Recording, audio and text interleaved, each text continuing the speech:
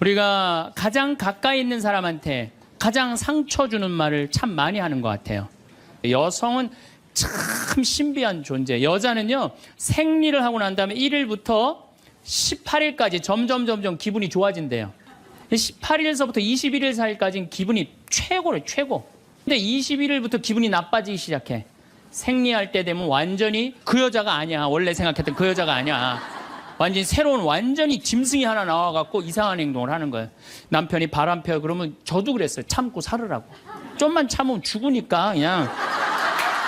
죽으니까 참고 살라고 그랬어요. 그 옛날엔 더 했죠.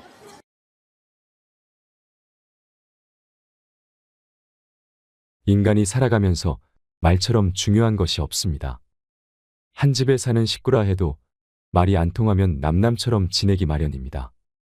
사회에서도 말이 안 통하면 힘 있는 자들의 독재로 흘러갑니다. 국제관계에서는 말이 안 통하면 전쟁이 일어나기도 하지요. 정치인들이 입버릇처럼 말하는 소통은 다름 아닌 서로 말이 통하게 하자는 뜻입니다. 사람은 말 한마디에 인생이 바뀌기도 합니다. 박지성 선수는 수원공고 시절부터 축구 실력이 뛰어났지만 프로축구팀은 물론 대학에서도 그의 가치를 알아보지 못했다고 합니다. 당시 명지대 축구 감독은 박지성의 진가를 알아보고 선발하려고 했지만 축구팀 정원이 다 차서 할 수가 없었습니다. 박지성 선수는 어쩔 수 없이 명지대 테니스학과 정원을 빌려 입학했습니다. 그 후 박 선수는 히딩크 감독을 만나 제2의 인생을 살게 됩니다. 프로 선수도 아니고 유망주도 아니었던 박 선수를 뽑았던 히딩크는 비난 여론을 감내해야 했습니다. 미국 골든컵에서 부상을 입고 좌절하고 있던 박 선수에게 히딩크는 통역을 통해 한마디 건넵니다. 당신은 훌륭한 선수가 될 자질이 있다. 박지성 선수는 자서전에서 일본의 칭찬이 자신의 인생을 바꿔놓았다고 고백했습니다. 그때부터 자신 있게 모든 경기에 임했던 박지성 선수는 세계적 축구 명문 구단인 영국 맨체스터 유나이티드에서 뛸 만큼 세계적 축구 선수가 됐습니다. 말과 말하는 사람에는 등급이 있습니다. 생명을 살리는 말씀을 하는 사람이 있는가 하면 좋은 열매를 맺는 말씨를 뿌리는 사람, 기분을 나쁘게 하는 말투를 가진 사람이 있습니다. 자살을 결심한 천주교 신자 한 명이 죽기 전 마지막으로 미사에 참례하러 성당에 갔다고 합니다. 그날따라 신부님 강론 말씀이 위로와 용기를 줬답니다. 결국 마음을 바꿔 성당을 나오면서 열심히 살아보기로 했습니다. 이것이 바로 생명을 살리는 말씀입니다.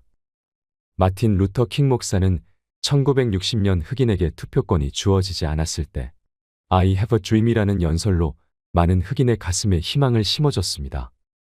나는 피부 색깔로 사람이 평가받지 않고 그 사람의 인격에 의해서 평가받는 세상이 오기를 꿈꾸고 있습니다. 그 유명한 연설은 오늘날 미국 사회가 흑인 대통령을 선출하는 역사로까지 발전하는데 큰 몫을 한 말이 됐습니다. 말을 가장 험하게 쓰는 관계는 가족 간입니다. 특히 자식이 부모 뜻대로 되지 않을 말을 함부로 하는 경우가 많습니다. 공부를 못하면 죄인으로 여기는 대한민국 자식들에게 좋은 말로 격려해주는 부모가 얼마나 있을까요? 용기를 북돋워주는 말을 들으면서 자란 청소년들은 어디서나 당당하게 살아갈 자신감을 얻습니다. 특히 어린아이에게 무심코 뿌린 말씨는 그 아이 인생을 결정하기도 합니다. 2009년 한 방송사에서 한글날을 맞아 재미난 실험을 방송한 적이 있습니다.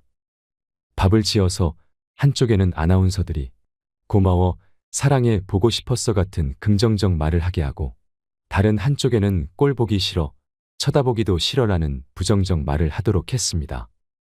한 달이 지나자 놀라운 일이 벌어졌습니다. 좋은 말을 한 밥에는 향기가 나는 하얀 누룩이 핀 반면 부정적 말을 한 밥은 새카맣게 썩어버렸습니다.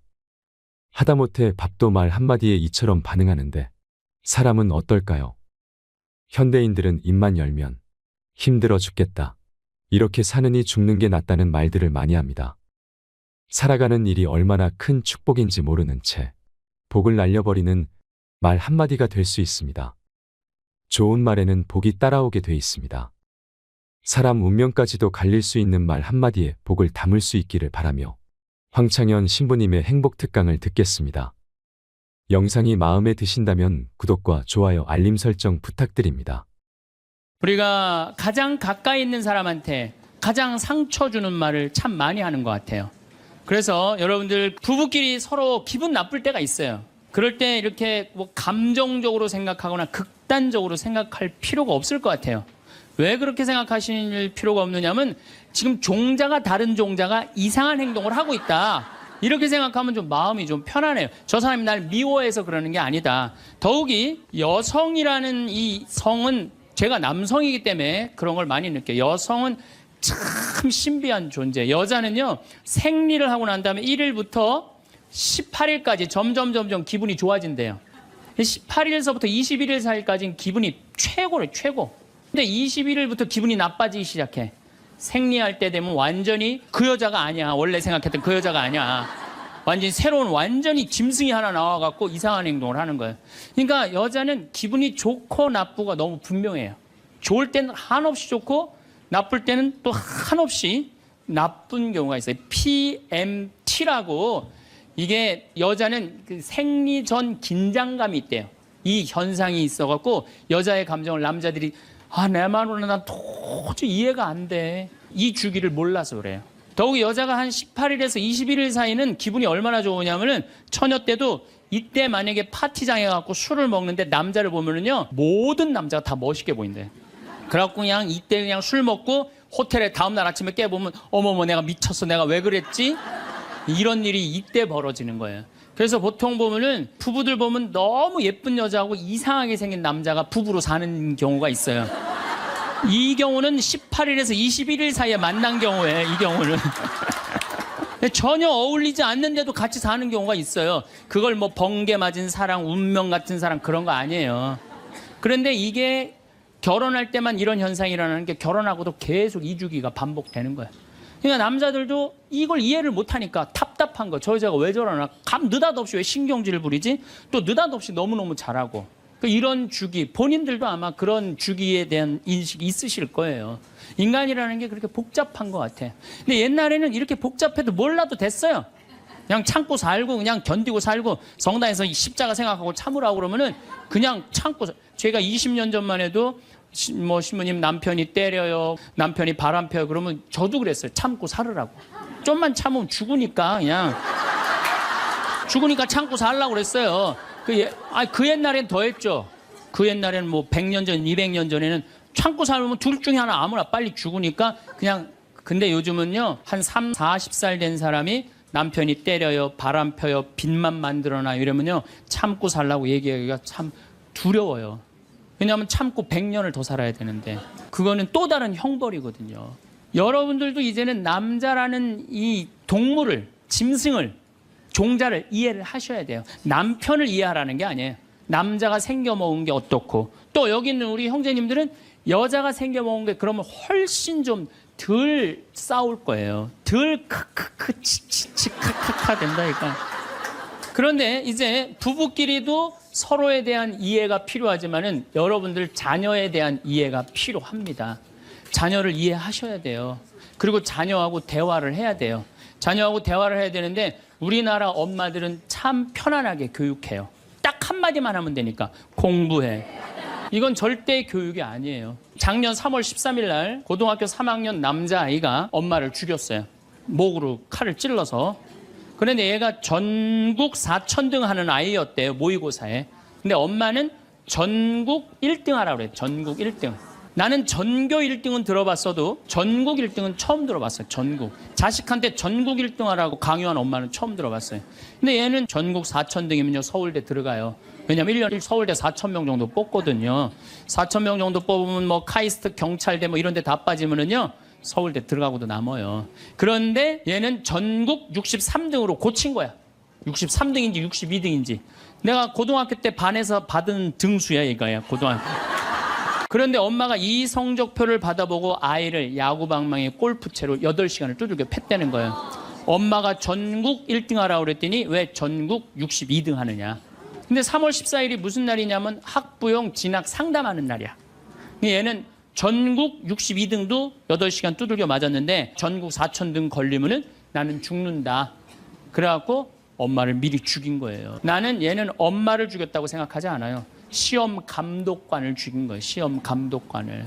근데 우리는 자녀들한테 왜 공부해야 되는지, 인생에 대한 철학, 삶의 진리 이런 얘기 전혀 하지 않아요. 그냥 무조건 공부하라. 무조건 공부하라 그래. 그러니까 애들이 왜 공부해야 되는지도 모르고 부모가 하라고 그러니까 지겨워도 하는 거예요. 그러니까 부모가 지겨운 거예요. 부모가 지겹고 부모하고 말을 섞기 싫고. 여러분들 맨날 초등학교 이제 한 5학년만 되면은 남편이 맨날 술 먹고 들어와. 남편이 요즘 경기가 안 좋아갖고 400만 원을 버는데 150만 원밖에 못 벌어. 그래갖고 남편이 걱정이 돼갖고 맨날 술을 먹고 들어와요. 그러면은 아내가 한다는 소리가 그래요. 지겨워 죽겠어. 뭐하러 나오고 결혼했어. 술하고 결혼하지. 내가 이혼을 하든가 말든가 해야지. 아빠는 맨날 술 먹고 들어오고. 초등학교 5학년만 되면은 여자의 초등학교 5학년 애들 눈치가 빨라요. 아, 우리 집이 지금 심각하구나. 엄마 아빠가 곧 이혼하면 나는 엄마하고 살아야 될까 아빠하고 살아야 될까 고민해요. 아빠가 밤 10시에 술이 취해갖고 들어왔어. 그래도 딸이라고 아빠 오셨어요? 아빠가 한다는 소리가 우리 딸 이리 와. 아빠가 안아줄게. 걱정하지 말고 넌 들어가서 공부해. 이 아빠가 다 알아서 할게. 아니 엄마는 이혼한다는데 뭘 다 알아서 한다는 거야. 근데 엄마는 지겨워 죽겠어. 내가 이혼하든지 말든지 이런 소리 하면요. 얘는 마음 잡고 공부 못합니다. 공부하란다고 공부하는 게 아니거든요. 정말 지혜로운 엄마는 어떤 엄마인 줄 알아요?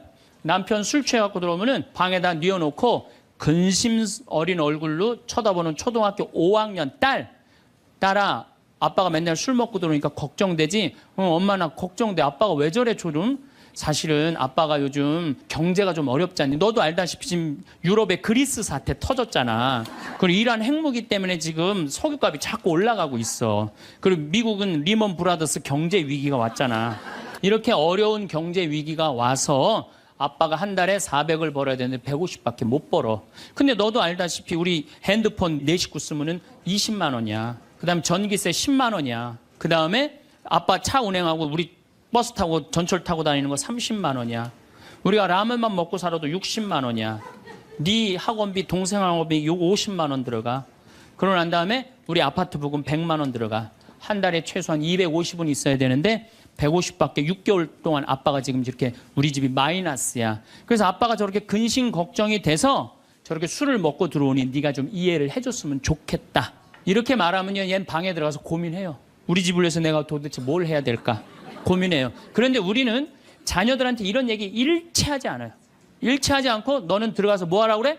공부하라고 그래. 그러니까 애들이 공부를 왜 해야 되는지 모르잖아요. 유대인들은요, 초등학교 1학년만 되면은 왜 우리가 이 초막절을 지내야 되는지, 왜 우리가 과월절을 지내야 되는지, 할머니 할아버지는 어떻게 살았고 엄마 아빠는 어떻게 살았고 다 얘기해줘요.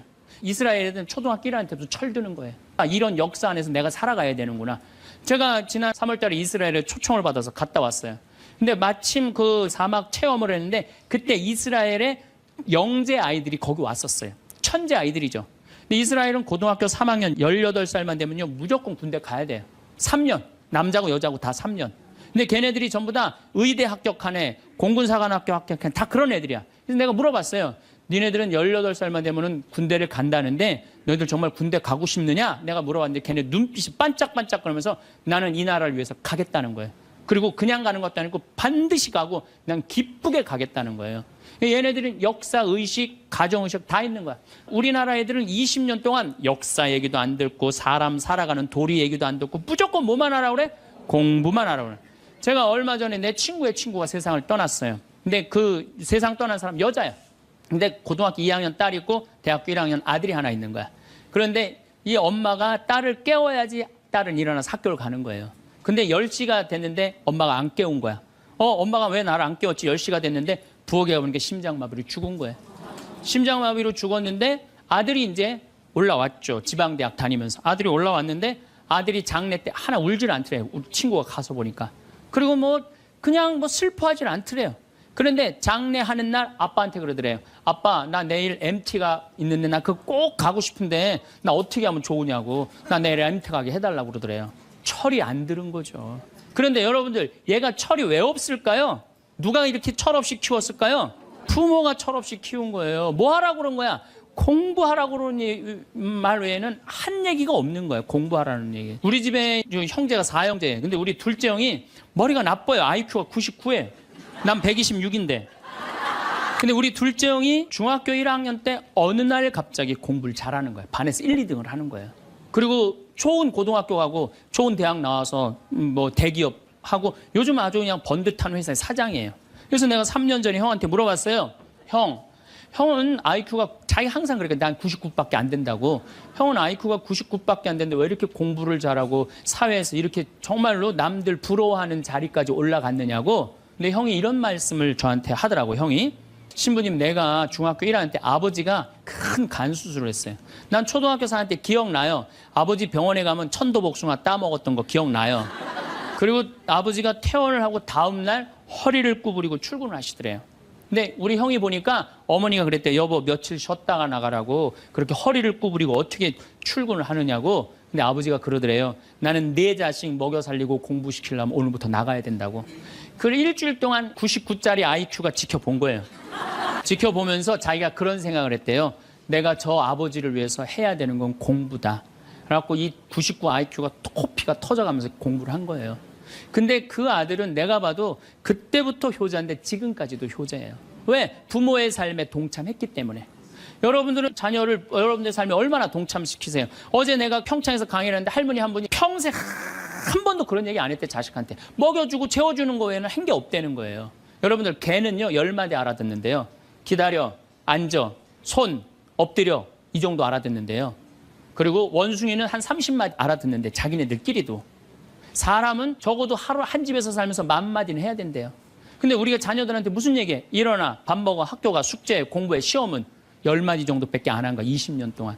하느님을 사랑하는 거, 사람을 사랑하는 거, 살아가면서 사람의 도리, 우리 집안의 내력, 그런 얘기 생전 안 하는 거예요. 생전. 내가 어떤 고민을 하는지, 내가 어떤 갈등 속에서 사는지, 아빠하고 어떤 추억이 있는지 그런 거 전혀 모르는 거예요. 밥만 먹여주는 그러니까 10마디 이상 안 한 거예요. 그냥 내가 자녀를 키우면서 계속 들어가서 공부해 10마디 이상 안 한 이 집은 무슨 집이냐? 개 같은 집이에요. 개 같은 집. 사람 집이 아니에요. 사람 집이 아니에요. 다정한 대화를 할 수가 없는 거야.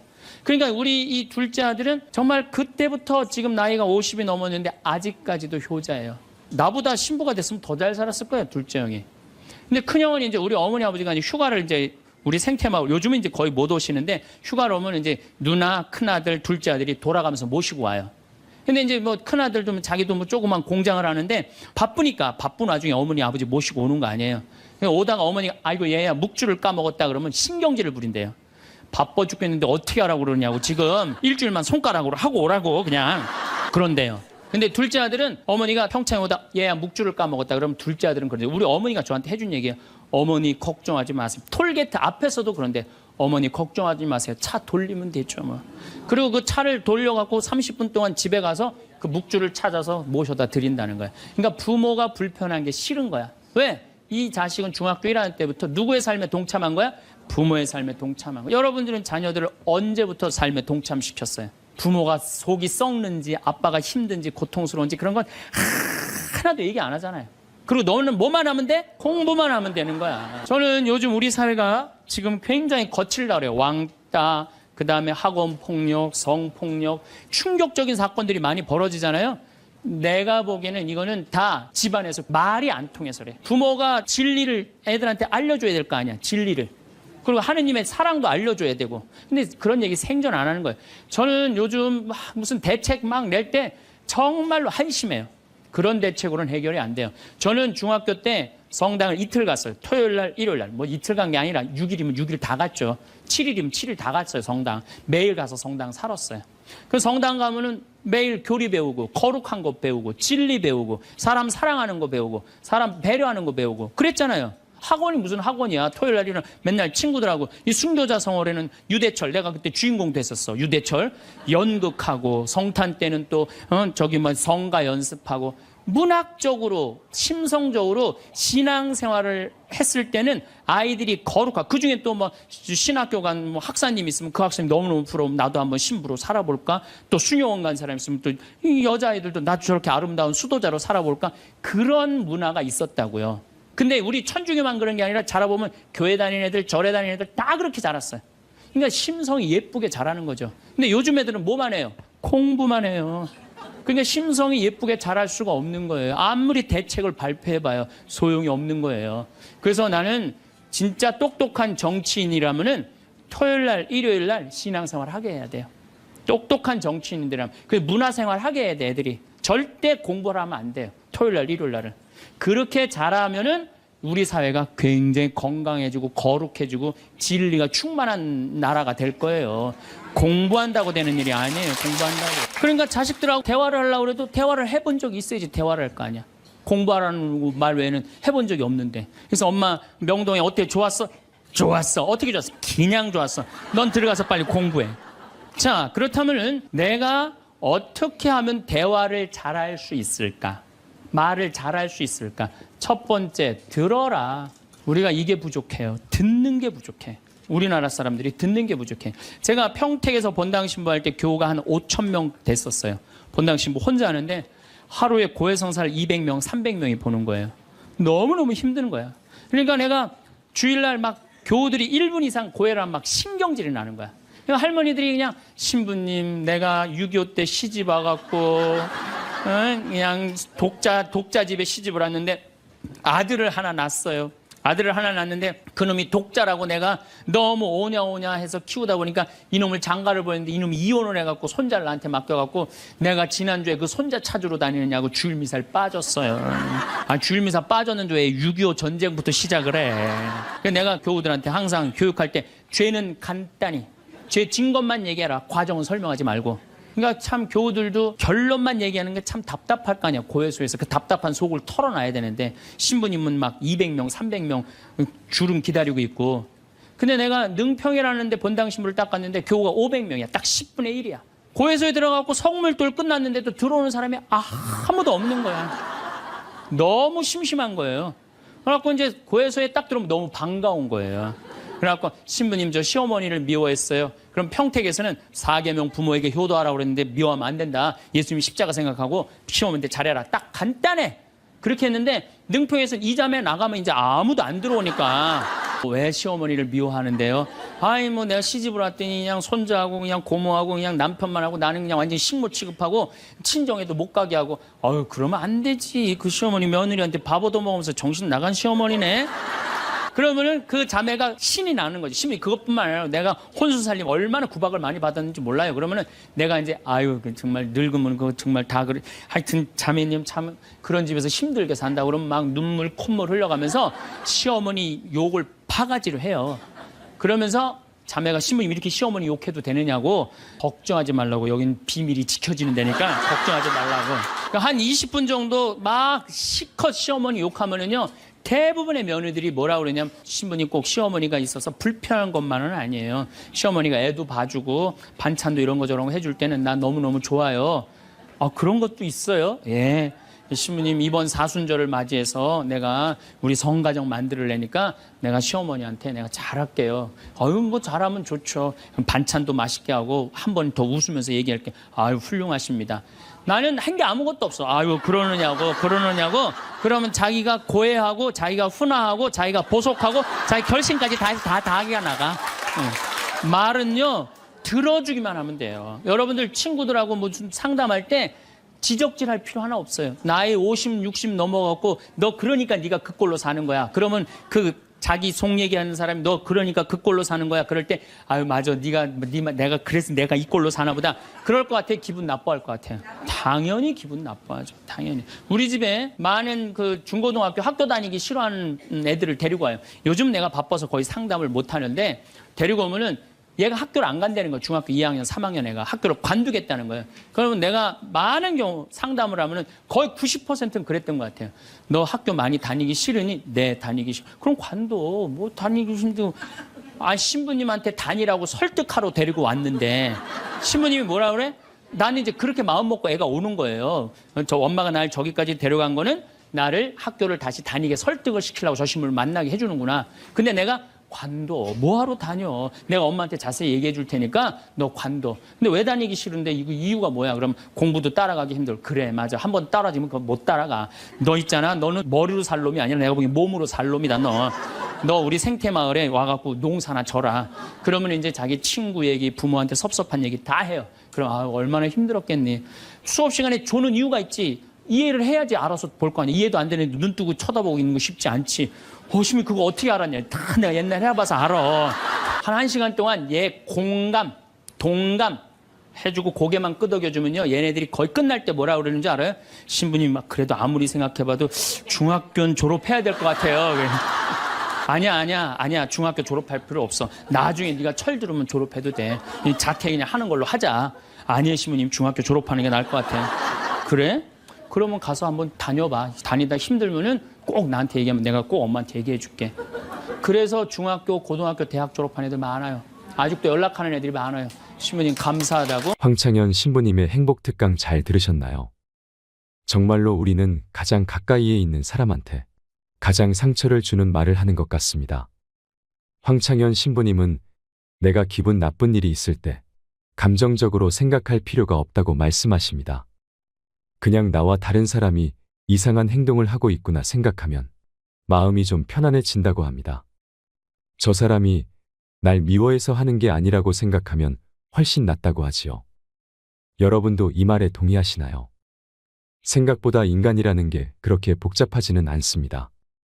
황창현 신부님께서는 이해 없이 무조건 참고만 살면, 특히 몇십 년을 더 참고 살아야 한다면 더 큰 형벌이기에 이제부터라도 남자와 여자의 종자를 이해하는 것이 중요하다고 하십니다. 그러면 훨씬 덜 싸울 수 있습니다. 여러분 오늘도 행복하셨으면 좋겠습니다. 사랑하는 가족들과 사이좋게 지내시길 바라며 더 좋은 영상으로 다시 찾아뵙겠습니다. 이상으로 책틀맨이었습니다. 지혜를 쌓는 당신의 오늘이 아름답습니다. 더 좋은 영상으로 찾아뵙겠습니다.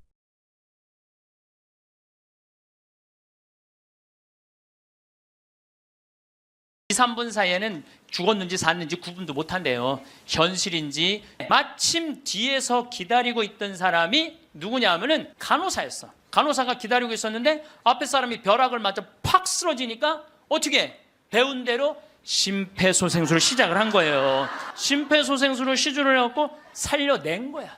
이게 육신을 살려내면 영혼이 아무리 천국에 가도 다시 돌아와야 된대, 육신으로. 그래서 세상에 돌아온 거예요. 그래서 옛날에는요, 사람이 죽을 때 눈을 뜨고 주고 입을 벌리고 죽으면 눈을 감겨주고 입을 다물어 줬던 이유가 영혼이 다시 돌아오지 못하게 하려고. 그렇게 다물어 줬다는 거예요. 근데 이 사람은 너무 천국에서 행복하게 있는데 이 간호사가 이 주책맞게 심폐소생술을 해서 살려낸 거야. 눈을 떴고 당신은 병원에 있습니다. 의사들이 눈앞에서 오갑니다. 안타깝지만 당신은 오래 살지 못할 것 같습니다. 당신은 슬프면서도 이상하게 마음이 차분해집니다. 뭐라 설명할 수 없는 감정인데요. 눈앞 의사들도 너무 태연해서 당신에게 위로가 될 정도입니다. 병실로 옮겨졌고 가족들이 보입니다. 가족들은 당신에게 용기를 주지만 사실은 그들이 절망하고 있습니다. 의사가 당신을 보러 왔습니다. 당신은 얼마나 더 살 수 있는지가 가장 궁금합니다. 그는 통계적인 임상 경험으로 당신에게 대략 얼마만큼 시간이 남았는지 알려줄 수는 있습니다. 그러나 의사도 신은 아니기에 확신할 수는 없습니다. 때문에 많은 의사가 애매한 답을 들려주죠. 물론 당신이 의사가 예상하는 것보다 더 오래 살 수도 있습니다. 그러나 안타깝게도 당신이 바라는 것보다는 일찍 죽게 될 것입니다. 당신은 갑자기 변하기 시작합니다. 몸이 불균형에 빠진 것 같은 느낌이 들고 힘이 잘 들어가지 않습니다. 또 갑자기 딸꾹질이 날 수도 있고 이유 없는 가려움증이 생길 수도 있습니다. 이런 현상을 의사들은 증상의 부담이라고 부르는데요. 건강하던 때와는 다르게 당신이 스스로 몸의 감각에 신경 쓰다 보니 생기는 현상입니다. 마음도 약해질 대로 약해졌습니다. 곧 가족들의 손을 다시는 잡을 수 없다는 것을 절감합니다. 올해 크리스마스에는 가족과 무슨 약속을 했었나 생각하게 됩니다. 어떤 형태로든 당신은 슬픔에 사로잡힙니다. 지극히 자연스러운 마음이죠. 그러나 슬퍼만 하기에는 시간이 얼마 없습니다. 이제 당신이 죽는다는 사실에 대해 진지하게 생각해야 합니다. 의사들이 당신에게 무엇을 해주길 바라나요? 혹은 무엇을 절대 하지 않기를 바라나요? 누군가는 기계적인 인공 호흡을 바라지 않고 누군가는 강제의 영양 주입을 원하지 않습니다. 이런 문제를 결정해야 하는 것은 매우 힘든 일입니다. 원하지 않는 죽음이지만 피할 수 없기에 죽음의 세부 사항을 당신이 결정해야만 하는 거죠. 이럴 때는 그간 삶에 대한 질문을 던져보면 좋습니다. 살면서 당신이 잘했던 일이 무엇이었나 가만히 생각해 보는 거죠. 가혹할 수도 있지만 죽음은 당신이 견뎌야 하는 일입니다. 하지만 온전히 당신만의 일은 아닙니다. 장례업체 사람들이 당신을 어떻게 모실지 궁금해 할 것입니다. 화장이냐 매장이냐, 시신은 어떻게 할 거냐. 당신에겐 생각하고 싶지 않은 일들이지만 그들에겐 매우 중요한 문제입니다. 당신이 가족에게 어떤 의지를 남겨놓는다면 큰 도움이 될 것입니다. 정말 시간이 얼마 안 남았습니다. 이제 당신의 심장은 박동을 멈추고 발이 차가워질 겁니다. 호흡도 잦아들고 감각이 조금씩 무뎌질 텐데요. 무서울 수도 있지만 당신만 겪는 일은 아닙니다. 아시다시피 죽음은 유일하게 모든 이에게 공평하게 찾아오는 것이니까요. 죽어간다는 것은 매우 역동적인 과정입니다. 당신의 삶만큼이나 특별하게 당신만의 방식으로 죽음을 받아들이면 어떨까요? 지금 막 당신의 신체가 생명과 작별을 고하는 과정을 시작했습니다. 차분하게 눈을 감으세요. 좋습니다.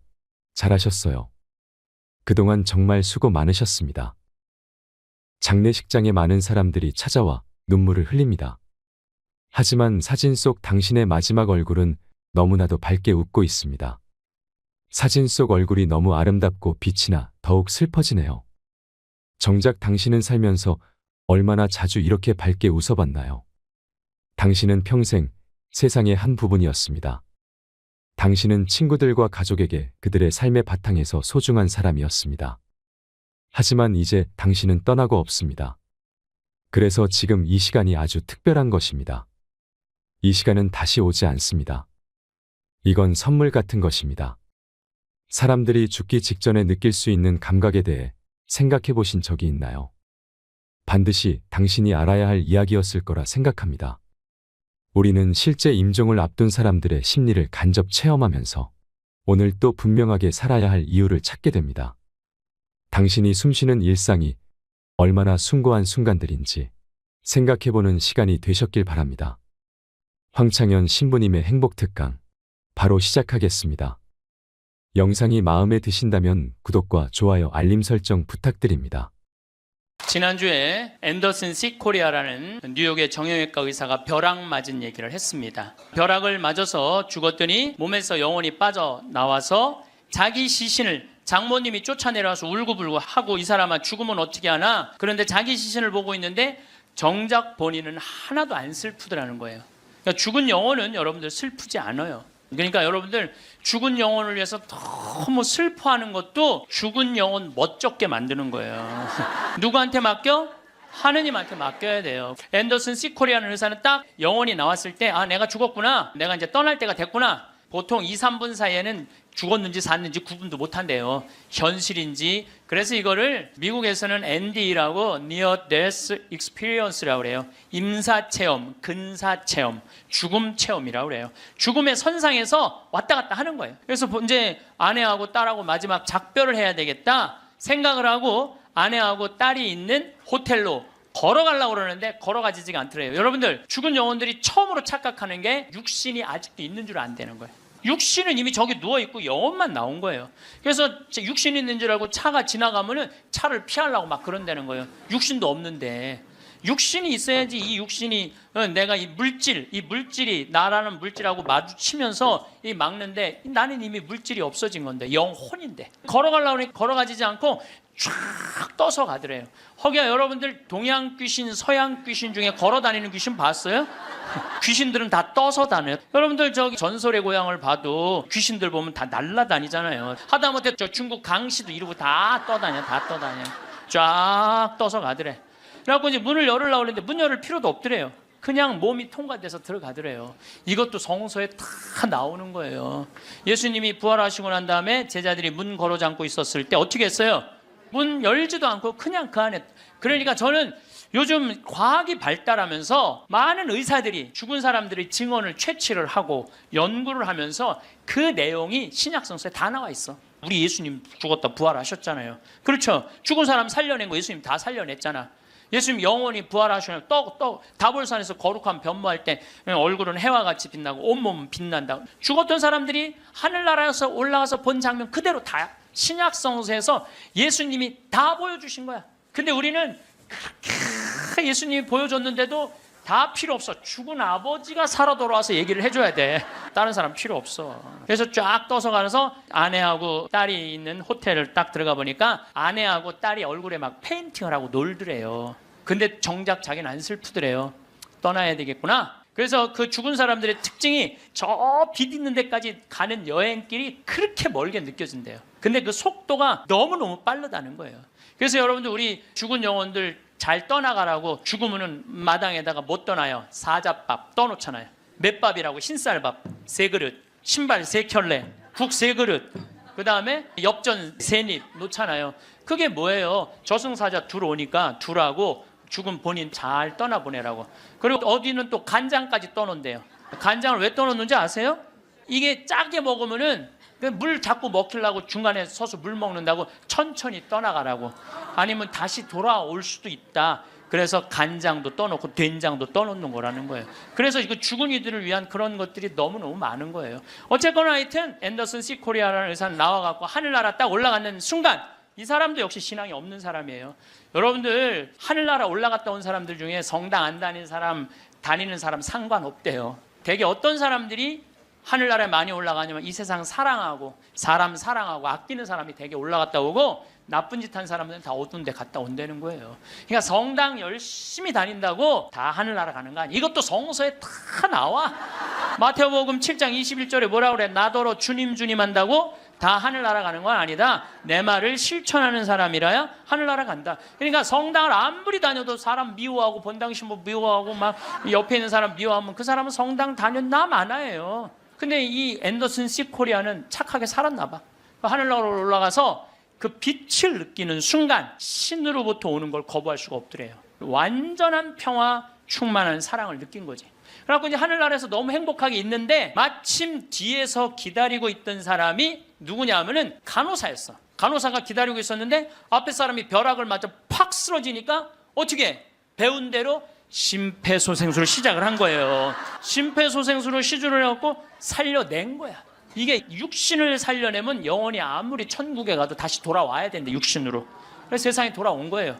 그래서 옛날에는요 사람이 죽을 때 눈을 뜨고 주고 입을 벌리고 죽으면 눈을 감겨주고 입을 다물어 줬던 이유가 영혼이 다시 돌아오지 못하게 하려고 그렇게 다물어 줬다는 거예요. 근데 이 사람은 너무 천국에서 행복하게 있는데 이 간호사가 이 주책맞게 심폐소생술을 해서 살려낸 거야. 살아 돌아왔는데 이 앤더슨 C 코리아라는 의사는 문제는 하늘나라에서 들은 음악이 너무 아름다웠던 거야. 하늘나라 간 사람들의 특징이 뭐냐면 너무나 아름다운 음악을 들은 게 그 사람들의 특징이야. 너무 아름다운 음악을 들어서 그걸 자기가 연주하고 싶은 거야. 그래서 이 사람은 94년부터요 박사학위가 2개야. 심리학 박사에 정형외과 박사인데 이 사람은 바이엘부터 피아노를 배워요. 배워서 2002년에 음반을 발표를 해요. 내가 유튜브를 통해서 그걸 들었는데 너무너무 연주를 잘하더라고요. 아니 무슨 무당이 갔다 오거나 뭐 이런 사람이 갔다 오면 무당도 무시할 건 안 되죠. 여러분들 무당도 신 내림 받은 무당은요 무시하면 안 돼요. 강신무들은요 무당 무시하면 안 돼요. 그 사람들은 뭔가 있는 거예요. 그들의 세계가 있는 거야. 이게 그냥 옛날에는 뭐 우리 교회만 나와 이게 아니야. 이제는 인간한테 있는 영적인 기운은요 그 상관없는 거예요. 어쨌거나 하여튼 이 사람 연주하는 걸 들어보니까 내가 너무너무 아름답더라고. 우리 가톨릭 안에도 벼락 맞아 죽은 사람 있죠. 95년 5월 5일 콜롬비아의 글로리아라는 치과 의사가 논문을 쓰다가 책 찾으러 이 사촌 여동생하고 가다가 벼락을 맞아 죽어요. 그 사촌 여동생은 그 자리에서 즉사예요. 항상 신앙이 열심히 해갖고 목에 목걸이를 하는데 글리 들어가고 심장을 완전히 그냥 강탈을 해버려요. 그 자리에 죽어버려요. 그리고 이 글로리아라는 의사는 벼락을 맞았을 때 어떤 일이 벌어지느냐면 간이 다 타요. 간이 다 타고 신장도 다 타요. 난소도 다 타버려요. 난소도 다 타버리고 이 젖꼭지로 번개가 나와요. 그래갖고 이 오른쪽 젖꼭지가 날아가 버려요. 젖이. 그럼 완전히 다리도 다 타고 완전히 죽은 거죠. 근데 이 여동생이 그 병원에 또 의사였어. 의사들이 죽었다, 이거 산소호흡기 뛰자. 절대 못 뛰겠다. 난 우리 언니는 죽은 게 아니다. 이 사람은 영혼인데 나가갖고 하늘나라 올라가갖고 천국, 연옥, 지옥 다 돌아다니는 거예요. 그리고 이 사람은 16살 때 낙태를 해요. 그러면서 하느님이 너 낙태한 거 그래 다 보여주는 거야. 그냥 자기가 살아생전에 자기는 막 맨날 그냥 미용하고 막 옷 엉덩이 뭐 이런 것만 신경 쓰던 여자야. 성당도 열심히 다니긴 했지만은 그거보다는 세상 일에 더 많은 매력을 가졌던 여의사예요. 예쁘고.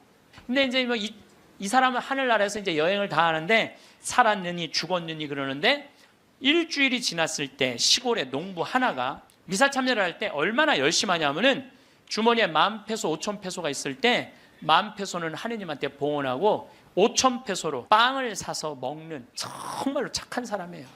여러분들 주머니에 10만 원짜리하고 10,000원짜리 있으면 여러분들 얼마짜리 낼 것 같아요? 10,000원짜리? 저는 그렇게 생각하지 않아요. 여러분들은 어떻게 해서든지 1,000원짜리 찾아서 1,000원짜리 내지 무슨 10,000원짜리를 내. 우리 천주교 신자들이. 근데 이 시골 농부는 3년 전에 완전히 강도를 맞아서 그나마 키우던 닭까지 없던 사람이야. 아무것도 없는데 하느님한테 10,000페소 봉헌하고 5,000페소로 빵을 사요. 근데 저도 이번에 남미에 한 달 동안 강의 갔다 왔지만은 남미 사람들은요 빵을 다 신문지에 싸서 팔아요. 그리고 그 신문지를 싸서 빵을 펼치는데 신문지에 글로리아라는 의사 기사가 떠요. 그걸 보고 이 사람 그 자리에 무릎을 꿇어요. 하느님, 이 능력 있는 의사를 만약에 살려 돌려보내신다면 내가 성모님 성지 순례를 갈 것이고 죽은 이들을 위한 기도를 열심히 하겠다고. 그걸 하느님이 들어요. 참 신기하죠? 그 사경을 헤매는 그 글로리아라는 의사한테 하느님이 하늘나라에서 이런 얘기를 해요. 내가 너를 살려 돌려보낼 것이다. 왜 돌려보내느냐 하면은 너의 공로가 아니다. 이 시골의 농부, 너무 나를 따르고 사랑하는 이 농부가 너를 위해 간절하게 기도했기 때문에 내가 너를 살려 돌려보내는 것이다. 돌아가서 이 하늘나라에서 본 것을 증언을 해라. 그리고 살려 돌려보내요.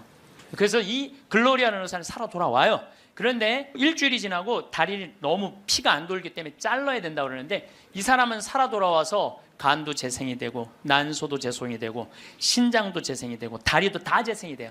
그래갖고 애까지 또 낳아요. 정말 애를 하나 더 낳아요.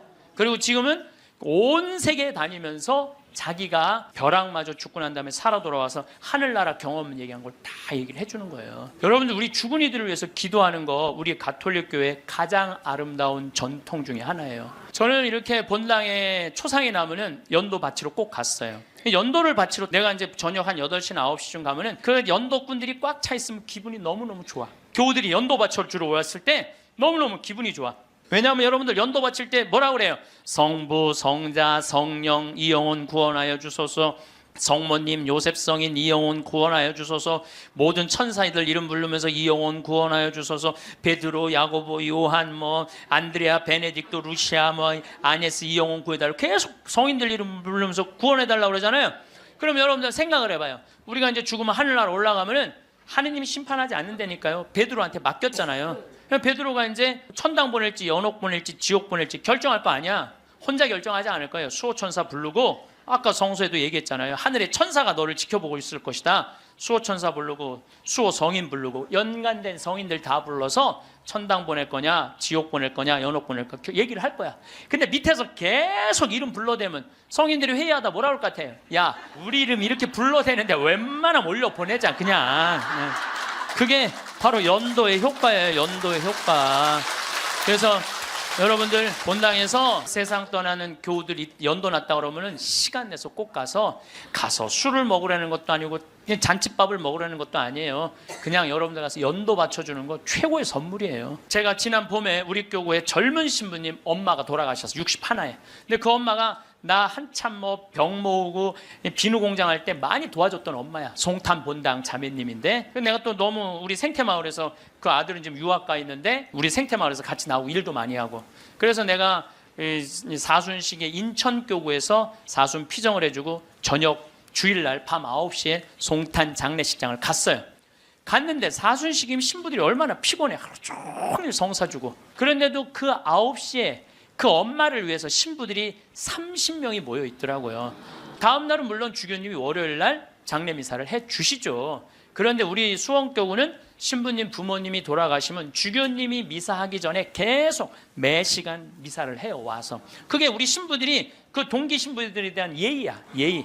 그래서 매 시간 그러니까 수백 명이 우리 수원교가 한 450명 되니까 수백 명이 와서 미사를 해주는 거야. 근데 그날도 내가 이제 마침 주례를 하게 돼갖고 미사를 주례를 하는데 하늘나라에서 회의하는 소리가 들리더라고요. 아니 진짜로 하늘나라에서 회의하는 소리가 들리더라니까요. 이번 분은 대단한 분인가 보다. 이거 신부들이 수백 명이 이렇게 미사를 봉헌하니 이번 분은 그냥 묻지도 따지지도 말고 올려보내라. 그래서 우리 신부 엄마는 묻지도 따지도 않고 천당 올라갔을 거예요. 분명히. 지난 봄에 또 내가 대국교구 교우들 위해서 토요일 날 강의를 갔어요. 그때도 뭐 1000명 이상 모였어요. 근데 오전 10시 강의인데 저는 항상 어디든 2시간 전에 도착을 해요. 강의 2시간 전에 도착을 해서 미리 이제 밥을 먹어요. 근데 이제 밥 먹을 때는 이 옷에 튀면 안 되니까 항상 사복을 먼저 입어요. 사복을 입고 허름한 청국장 찌개집, 아침에 청국장 찌개집을 들어가서 찌개집을 딱 들어갔는데 아주 멋있게 생긴 노신사가, 머리가 하얀 노신사가 나를 딱 보더니 눈이 점점 커지는 거야. 그러니까 나를 아는 거지. 나를 아는데 근데 이제 로만 칼날 아내니까 진가민가 했나 봐요. 그렇다고 내가 가사 걷고 저는 황창현 신부입니다 이렇게 할 수가 있나. 그냥 아시는 걸로 끝나는 거죠. 그래서 앉아갖고 이제 그 노신사는 먼저 밥이 나왔어요. 근데 밥을 독특하게 드시더라고. 밥이 나왔는데 밥 몇 숟갈을 한 몇 알을 떠더니 뚜껑에 딱 올려놓더니 잠깐 이러더니 밥을 먹기 시작하더라고. 아, 독특하다. 저건 개신교법도 아닌데, 독특한 우리 천주교법도 아니고.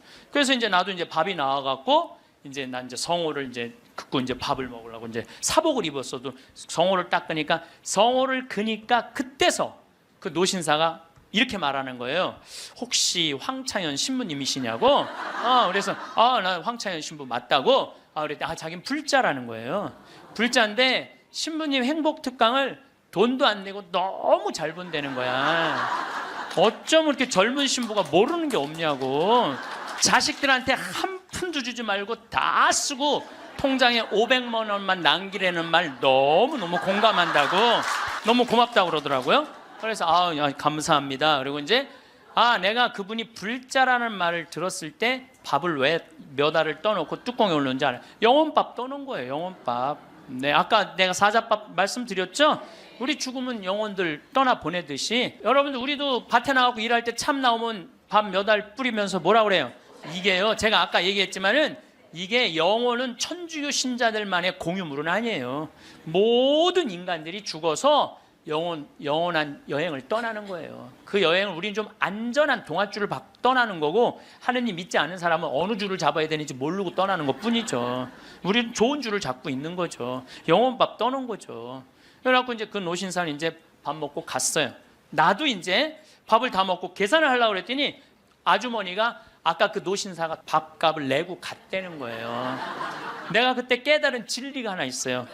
우리 천주교 신자들이 밥 먹을 때 반드시 성호를 긋고 먹어야 돼. 그래야지 뭔가 얻어먹는 게 있는 거예요. 여러분들 성호를 거야지. 지난달에도 우리 생태마을의 부관장 신부들하고 내가 또 신학교 보낸 신부들하고 여행을 같이 갔어. 단풍 여행을 갔어. 단양이라는 곳을 갔는데 전심에 이제 신부들 꽤 많았죠. 능이버섯 찌개를 시켰어요. 우리들 많이 시켰어요. 그래서 이제 다 나왔고 야 우리 기도하고 먹자 그랬더니 성호를 딱 긋는데 저쪽에서 아저씨 하나가 오더니 황 신부님이 있냐고 그러더라고요. 그렇다고 그러니까 자기 성당 안 다니는데 신부님 강의 너무 재밌게 보고 있다고 밥값은 내가 내겠다고. 그래서 이 성호 걷는 게 진짜 중요해. 성호 걷는 게. 우리 천주교 신자들 영혼밥 떠나요 안 떠나요? 떠나요. 왜 안 떠나요? 여러분들 영혼밥 떠나요. 우리 식사 후 기도 때 뭐라 그래요? 전능하신 하나님 베풀어 주신 모든 은혜 감사드리나이다. 주님의 이름은 찬미를 받으소서 이제와 영원히 받으소서. 세상을 떠난 모든 교우들이 천재자비하심으로 평화의 은식을 얻게 하소서. 이게 영어 기도문에 없어요. 내가 영어로 식사 전후 기도 하거든요. 없어요. 영어. 한국에만 있는 기도문이에요. 영혼들을 위한 기도. 참 좋은 기도문이에요. 그러니까 이게 연옥 영혼들이요 다른 나라 사람들 천주교 신자들 밥 먹을 땐 쳐다도 안 봐.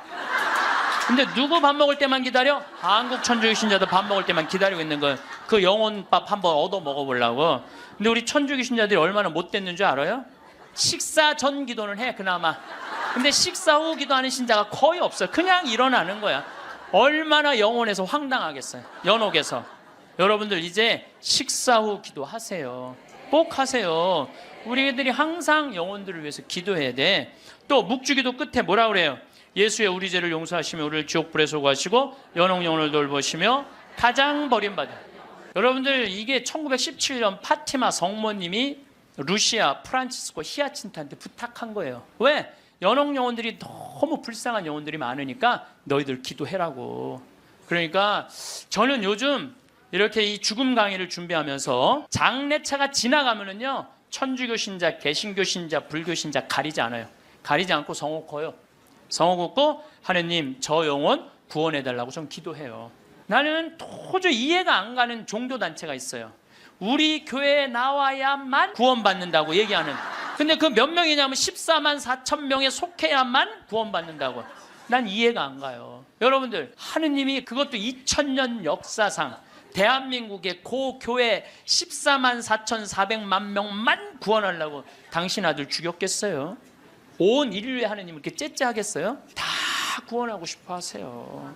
만약에 14만 4,400만 명만 40 말도 안 돼. 14만 4천 명만 구원하려고 그러면 나는 예수님 그럴 것 같아. 14만 4천 명 구하려고 그러면 예수님이 이랬을 거예요. 야 베드로야 네가 죽어라. 그 14만 4천 명. 예수님은요 모두를 구원하시기 위해서 십자가 지신 거예요. 그래서 하늘나라는 활짝 열려 있는 거예요. 불교에는요 4대 보살님이 있어요. 관세음보살, 지장보살, 보현보살, 문수보살이 있어요. 관세음보살은 이 세상에 자비를 베푸는 보살이에요. 근데 지장보살님은 저 지옥에 단 한 명이라도 있으면은 자기 성불하지 않겠다고 그러는 보살님이에요. 아니 우리는 지옥에 가면 천국에 못 가잖아요. 근데 불교는 또 달라요 우리하고. 그러니까 지옥의 마지막 한 명까지 구원하겠다는 게 그 보살님의 마음인 거야. 나는 그 보살님이 너무 마음에 들어. 이게 난 하느님의 마음이라고 생각 들어요. 하느님의 마음. 그러니까 여러분들도 모든 사람들이 구원받을 수 있도록 항상 기도하셔야 돼요. 여러분들은 구원 받을 것 같아요? 안 받을 것 같아요?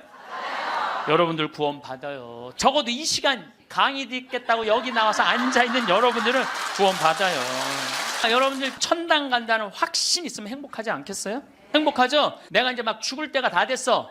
근데 싹 하느님이 와갖고 한 일주일 전에 귀에다 대고 너 축하해. 너 천당이야. 이렇게 얘기하면 행복할 것 같아요? 안 행복할 것 같아요?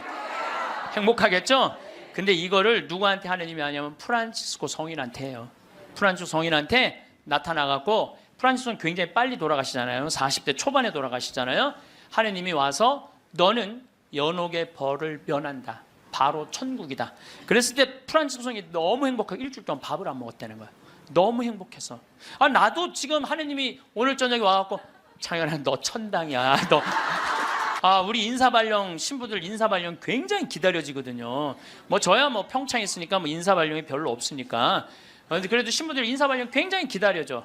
그 인사발령 때 가고 싶은데 너 거기야라고 얘기하면 신부들이 얼마나 좋겠어요. 근데 우리 마지막 인사발령 너 천국이야. 마지막 인사발령. 근데 마지막 인사발령이 너 지옥이야. 그러면 어떻게 될 것 같아? 가슴이 철렁하죠. 여러분들은 구원 받으세요. 예수님은요 마테오복음에 지옥 얘기 그렇게 많이 안 하세요. 마테오복음에 천국 얘기는 37번 하고 지옥 얘기는 13번밖에 안 해요.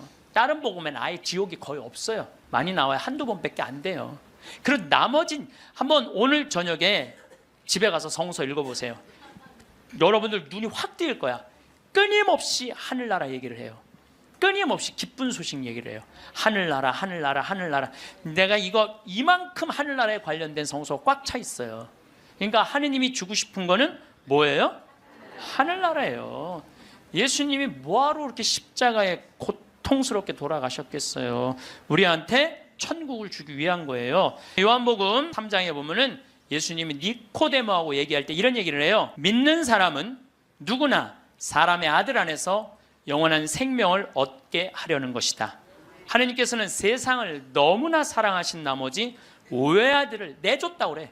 이 내줄 때는 확실히 주는 거예요. 내주시오. 그를 믿는 사람은 누구나 멸망하지 않고 영원한 생명을 얻게 하셨다. 하느님께서 아들을 세상에 보내신 것은 세상을 심판하시려는 것이 아니라, 예수님이 한 말이에요. 하느님께서 아들을 세상에 보내신 것은 세상을 심판하시려는 것이 아니라 세상이 아들을 통하여 구원을 받게 하시려는 것이다. 참 쉽죠? 믿기만 하면 되는데 그게 이렇게 어려워? 믿기만 하는데 그거 그냥 천장 쳐다보고 있는 거야 없는 거야 이러고 앉아 있으니 참. 요한복음 5장 29절에도 선을 행한 이들은 부활하여 생명을 얻고 악을 저지른 자들은 부활하여 심판을 받을 것이다. 요한복음 5장 39절에 이런 얘기가 나와요. 너희는 성경에서 영원한 생명을 찾아 얻겠다는 생각으로 성경을 연구한다. 바로 그 성경이 나를 위하여 증언한다. 그런데도 너희는 나에게 와서 생명을 얻으려고 하지 않는다. 근데 왜 예수님은 우리한테 지옥 얘기를 가끔 하셨을까? 여러분들 자식들 이렇게 교육시킬 때 어떨 때는 좋은 얘기도 해주고 어떨 때는 혼내기도 하고 그러죠? 똑같은 거예요. 근데 혼낼 때도 여러분들 꼭 굳이 애를 그냥, 우리 어머니가 나 어렸을 때 너 정말 다리 밑에서 주워왔는데 진짜 너 다리 밑에 갖다 버린다? 이런 얘기 참 많이 하셨어요. 나는 원래 내가 고향이 다리 밑이 내 고향인 줄 알았어요. 하도 그런 얘기 많이 들어갔고. 근데 우리 어머니는 한 번도 다리 밑에 날 버리지 않으셨어요. 예수님도 똑같은 거예요. 아니, 아버지가 자식 지옥 가기를 원하는 아버지가 어디 있어요? 그건 아버지가 아니지. 근데 우리는 하느님의 사랑을 많이 믿지를 못해요. 참 이렇게 의심하는지 몰라. 저는 본당 신부 10년을 하는 동안 총회장님 4분하고 살았어요. 근데 이 4분의 총회장님들이 정말 열심히 했어요, 일을. 그러니까 우리 동창 신부들이 성당에 오면 맨날 총회장이 있는단 말이야. 야, 니네 총회장을 어떻게 하길래 저렇게 열심히 하냐? 나 별말 안 했어. 딱 한마디밖에 안 했어. 무슨 말 했는데? 나는 총회장님을 믿는다. 믿는다는 말 한마디에 총회장님이 책임감을 느끼는 거예요. 본당 신부가 믿는다는데. 그러니까 저는 강의 다닌다고 성당 거의 있었던 적이 없어. 맨날 성당 비우고 돌아다녔는데 두 번 다 성당을, 신설 성당이니까 성당을 하나는 전 신부님이 져주신 거 내가 완성을 했고, 두 번째 성당은 내가 처음부터 끝까지 졌거든요. 그래도 저도 성당에 생전 안 붙어 있었어요. 그래도 성당 너무 잘 져줬어. 근데 누가 다 책임진 거예요? 총회장이 다 책임.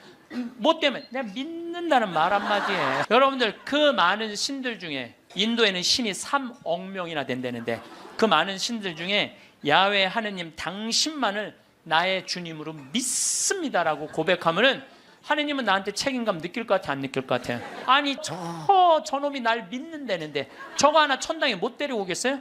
근데 만약에 여러분들이 어느 날은 믿는 것 같고 어느 날은 안 믿는 것 같고, 그럼 하느님은 어떠실 것 같아요? 어느 날은 책임져야 될 것 같고 어느 날은 책임지지 않아도 될 것 같고 그러네. 믿으려면 어떻게 믿어야 돼? 확실하게 믿어야 돼. 그리고요, 제가 예비자 교리 참 잊지 못하는 예비자가 하나 있었어. 6개월 동안 그렇게 예수님에 대해서 얘기하고 성경에 대해서 얘기하고 예수님 증언했는데, 6개월 후에 교리 마지막 끝에 자, 마지막으로 질문해 보십시오. 그랬더니 딱 손을 들더니 신부님 솔직히 얘기해 달라는 거예요. 뭘 솔직히 얘기하냐니까 진짜 예수님 있냐고 솔직히 해달라는. 6개월 지났는데. 자, 여러분들도 저한테 그렇게 물어보고 신부님 솔직히 한번 얘기해 보라고, 예수님 있느냐고. 내가 이스라엘 다녀오고 과달루페 가고 파티마 가고 루르도 가고 또 수많은 사제생활 23년 하면서 수많은 신앙 체험하고 나도 신앙 체험하면서 내가 느낀 게 있어요. 내가 확실하게 나한테 물으면 내가 얘기할게. 하느님 확실하게 살아계셔. 그런데 문제는 내 영혼의 상태 때문에 하느님을 느끼지 못하는 거예요.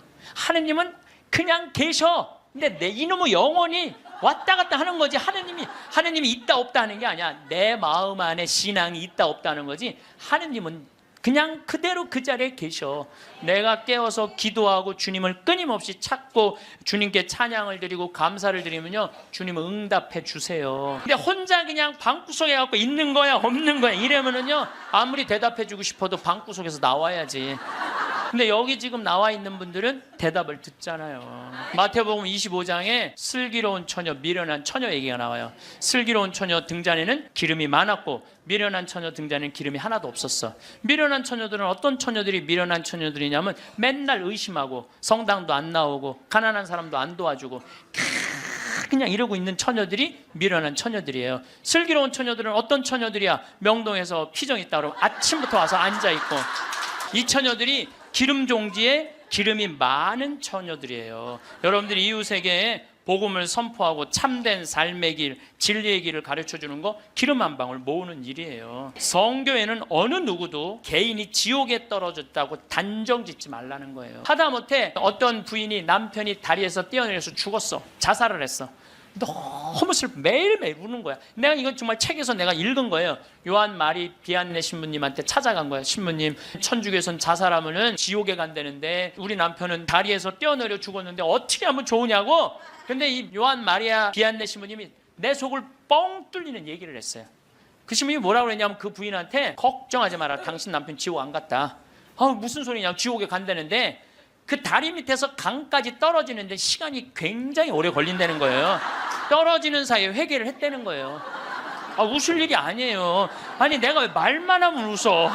실질적으로 그 순간에 회개할 수 있다는 거예요. 그리고 당신 남편은 그 순간 떨어지면서 회개를 했기 때문에 지금 연옥에서 지금 훈련을 받고 있으니까 걱정하지 말라고. 연옥벌이 끝나면 천국에 올라가니까.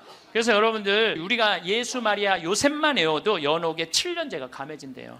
예수 마리아 요셉 누구 불쌍한 영혼들 기억하여 주소서. 3종 기도만 해도 10년을 감해진다는 거예요.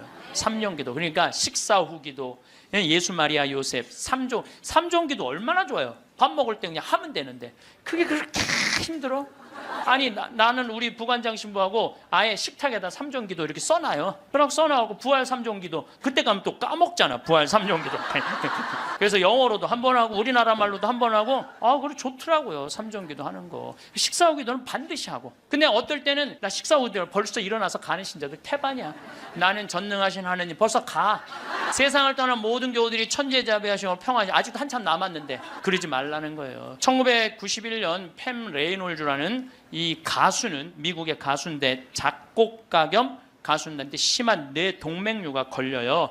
이 수술은 굉장히 위험한 수술이에요. 왜냐하면 이 사람을 수술하면 뇌에 있는 피를 다 빼야 돼. 뇌에 있는 피를 다 빼고 심실정지, 심장을 정지시켜야 돼. 그러니까 사실은 죽이는 거예요. 죽였다가 다시 살리는 수술이야. 그런데 이 사람이 97년에 수술을 해. 애리조나 대학에서. 이때 지금은 죽음 이후의 세계에 대한 연구가 미국이 너무 많이 해요. 100개 대학에서 연구를 하고 있어요.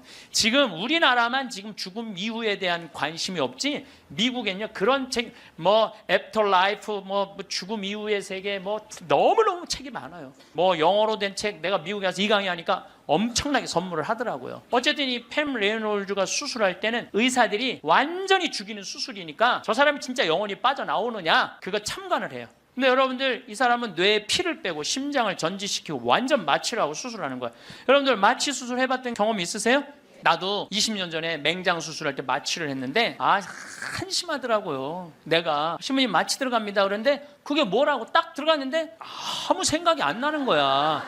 나 탁탁 치는데 깨어나 보니까 벌써 배를 가르고 맹장을 떼어냈다는 거야. 아니 내 맹장을 떼어냈는데 내가 모르는 게 말이 돼? 답답하더라고요. 떼어냈다는데. 그래서 내가 다음에 수술할 때 반드시 정신을 똑바로 차리고 아무리 마취를 해도 내가 어떻게 수술하는지 지켜봐야 되겠다. 근데 내가 이제 거의 한 5년 전에 위암 수술을 하게 됐잖아요. 위를 3분의 1을 잘라내잖아요. 그래서 이제 난 6시간짜리 마취를 이제 하러 들어갔는데 이제 수술실 들어가면서 내가 속으로 나한테 외웠어요. 정신 똑바로 차려야지. 정신 똑바로 차려야지. 그래서 수술 들어가고 신부님 마취 들어갑니다. 그럴 때 딱 씌울 때 정신 똑 그걸로 끝이야. 정신 똑 그걸로 끝이야. 깨어나 보니까 배를 가르고 위를 3분의 1을 잘라냈다. 이번에도 그냥 당한 거지 그냥. 아무 생각이 안 나. 아무 생각이. 근데 이 팸 레이놀즈도 이 수술실에 들어갈 때 뇌에 피를 다 뺐으니 이 사람은 아예 생각이 없는 사람이에요. 심실 정지시키고. 그래갖고 딱 수술을 시작을 했을 때 이 사람은 영혼이 빠져나와요. 빠져나와갖고 수술실 장면을 지켜봐요. 의사가 간호사한테 지시하는 거, 수술 도구 전해주는 거, 그리고 자기 머리를 자르는 수술 도구를 봐요. 자기 머리 자르는 걸 봐요. 쫙 자르고. 내가 이제 죽었구나. 그래갖고 이 팸 레이놀즈는 병원 위로 올라가고 하늘나라 올라가는데 자기 할머니가 목소리가 특이했대. 하늘나라에서 막 부르더래요. 오라고. 하늘나라 올라가 보니까 자기 할머니가 있고 죽은 형제 친척들이 쫙 있더래요. 너무 아름다운 모습으로 빛을 내고. 그러니까 죽은 사람들 거의 공통적인 의견이에요. 근데 자기 기타를 가르쳐준 외삼촌이 넌 아직 키워야 되는 애도 있으니까 넌 가야 된다고. 난 가기 싫다. 이거 너무 좋다. 가라. 가기 싫다. 그러면서 실갱이를 하는데 삼촌이 확 미는데 수술이 끝난 거예요. 깬 거죠. 살아 돌아온 거죠. 근데 이 사람은 놀랍게도 참관한 의사들한테 의사들 배치를 다 얘기를 해줘요. 어떤 의사가 어느 자리에 있었고, 수술 도구는 여러분들 우리들이 수술하러 들어갈 때요, 절대 수술 도구를 개봉을 안 해요. 오염될까봐, 감염될까봐. 그래갖고 의사들이 완전하게 다 방지를 하고 이 사람 마취 끝나고 난 다음에 수술 도구를 다 꺼내요. 그러니까 우리들은 수술 도구를 어떻게 생겼는지 몰라. 수술실에 들어간 사람 알아요, 몰라요? 모르죠? 근데 자기 머리 자른 거 전동기 칫솔같이 생긴 것까지 다 설명을 하는 거야. 너무너무 놀라운 거죠. 여러분들 이런 연구를요, 하버드 대학, 예일 대학, 세계 최고의 대학들이 연구를 하는 거예요. 그냥 내가 무슨 뭐 무당하고 만나갖고 그냥 대충 얘기하는 게, 짜고 얘기하는 게 아니고, 이건 뭐 논문으로 나오는 내용들을 여러분들한테 전해주는 거예요. 여러분들은 바쁘니까 책 읽을 시간이 없잖아. 내가 대신 읽어갖고 다 지금 전해주는 거예요. 미키라는 시각장애자, 앞이 안 보이는 사람인데, 이 미키는 18살, 우리나라는 20살인데 교통사고로 죽어요. 근데 이 사람은 태어나서부터 앞이 안 보이던 사람이야. 그러니까 하얀색이 뭔지, 까만색이 뭔지, 빨간색이 뭔지 아무리 설명을 해줘도 모르죠. 태어나서부터 앞이 안 보이니까.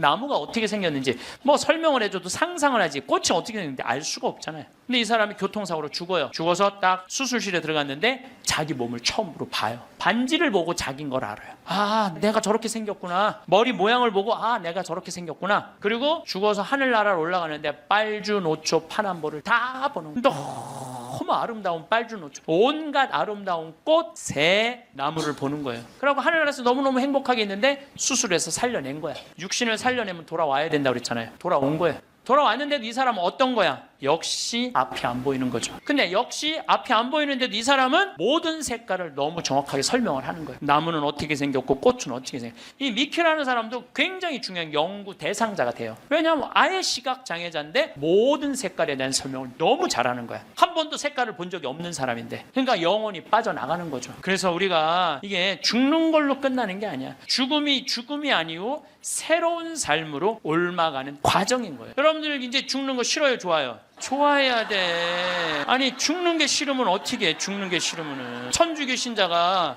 이제 죽는 거 좋죠? 그래도 죽는 게 싫어. 그래도 살아있는 게 나아. 이 이야기는 조금 더 다음 시간에 하면서 내가 죽음이라는 것이 그냥 우리가 하느님을 만나기 위해서는 반드시 죽음이라는 걸 거쳐야 돼. 제가 조금 어려운 얘기 하나 할게요. 나는 사실 어려운 얘기를 잘 안 하는 편인데 이번 건 굉장히 어려운 얘기예요. 요거는 방송 보면서 적어갖고 한번 묵상해 보세요. 데이아르드 샤르댕이라는 신부님이 있어요. 이분은 최고의 지성인이에요. 이분도 너무 유명한데 여러분들이 바빠갖고 이분 책을 읽을 시간이 없죠. 이분은 신학자면서 지질학자예요. 지질학자. 그런데 이분이 뭐라고 그러냐면은 우리는 이 육신은 영원히 이 육신을 잠시 경험하고 가는 거라고 그래요. 그러니까 이 육신은 그렇게 중요한 게 아닌 거야. 뭐가 중요한 거야? 영혼이 중요한 거야. 영혼이 중요한데 우린 영적인 삶을 살지 않기 때문에 그 영적인 세계에 대해서 답답한 거예요. 그러니까 너무 육신에 매달리는 거, 육신의 관계에 매달릴 때 영혼의 그 영적인 세계가 죽는 거예요. 그래서 여러분들 기도하는 시간 자주 가지시고 이런 피정 시간 자주 가지시고 그럴 때 영혼의 눈이 뜨일 때 내가 쓰고 있는 육신이 언젠가 떠나야 되는 육신이라는 걸 깨닫게 될 때 삶의 지혜는요 엄청나게 바뀔 거예요. 자, 여러분들 마침 기도로 그 유명한 천상병 시인의 귀천 하늘로 간다. 우리는 언젠가 하늘나라로 가잖아요. 그거 기도 바치겠습니다. 귀천 나 하늘로 돌아가리라. 새벽빛 와 닿으면 이슬 더불어 손에 손을 잡고 나 하늘로 돌아가리라. 노을빛 함께 단둘이서 길슬개서 놀다가 구름 손짓하면은 나 하늘로 돌아가리라. 아름다운 이 세상 소풍 끝내는 날 가서 아름다웠더라고 말하리라. 감사합니다. 황창현 신부님의 강의가 어떠셨나요? 불확실성으로 가득 찬 우리의 인생에서 확실한 한 가지는 우리가 죽는다는 것입니다. 얼마 전 40여 년간 의사와 대학 교수로 근무하다 암 진단을 받고 퇴임을 한 소화기 내과 권위자가 죽음관의 중요성을 강조했습니다. 수많은 죽음을 목격하면서 깨닫게 된 사실, 죽기 직전에 이걸 후회한다라는 주제의 연설에서 그는 죽기 몇 달 전부터 오는 증상은 세상 일에 관심이 없어지고 주로 잠을 자고 이런 것들로 시작해서 임종이 임박해서는 혈액순환이 안 되니까 피부에 반점이 나타나고 가래가 들끓고 소변을 잘 안 보게 되는 것들이 임종이 임박한 증상이라고 볼 수가 있다고 운을 뗐습니다. 저명한 의학 학술지의 논문들을 토대로 임종이 다가온 이들이 근사체험을 겪게 된다고 전하기도 했습니다. 생전의 삶이 파노라마처럼 펼쳐지는 회고가 근사체험의 여러 요소 가운데 하나라는 게 그의 설명입니다. 그러면서 수십 년간의 삶이지만 짧은 시간에 중요한 사건들을 전부 되돌아보게 된다는 것이라고 전했습니다. 아울러 죽음은 소멸이 아닌 옮겨감이라고 말합니다. 죽음은 삶의 마지막 단계이고 어떤 면에서는 마지막 성장의 기회라고도 볼 수가 있습니다. 그러므로 우리는 메멘토 모리, 나도 언젠가 죽는다는 걸 자주 기억하고 이런 죽음관을 가능한 일찍 갖는 게 무엇보다 중요합니다. 암 환자가 가장 후회하는 부분으로는 후회와 원망의 반응이 대표적이라고 합니다. 또 암에 걸리기 전으로 돌아간다면 무엇부터 할 것인가라는 물음에는 후회하지 말고 무엇이든 조금 더 일찍 했으면 좋았겠다는 대답이 많았습니다. 그러면서 많은 사람들이 빨라도 40대 후반, 50을 보는 나이에 비로소 그런 생각을 하지만 이런 생각을 10년만 좀 더 빨리 했다면 자신의 삶 자체가 상당히 많이 달라지지 않았을까 생각한다고 답했다고 합니다. 나는 어떻게 죽음을 맞이할 건지 우리는 건강할 때부터 생각해 봐야 합니다. 병이 없을 때, 건강할 때 유언장을 쓴다든가 사전연명의료의향서를 작성해 봐야 됩니다. 건강할 때 생각해 보고 필연적으로 맞게 될 죽음을 어떻게 맞이하고 해나갈 건지 생각을 자주 하는 게 굉장히 중요합니다. 여러분, 죽음을 두려워하지 말고 죽음에 의연해지세요. 그러면 행복한 노후, 행복한 죽음을 맞이할 수 있을 것입니다. 이상으로 책틀맨이었습니다. 지혜를 쌓는 당신의 오늘이 아름답습니다. 더 좋은 영상으로 찾아뵙겠습니다.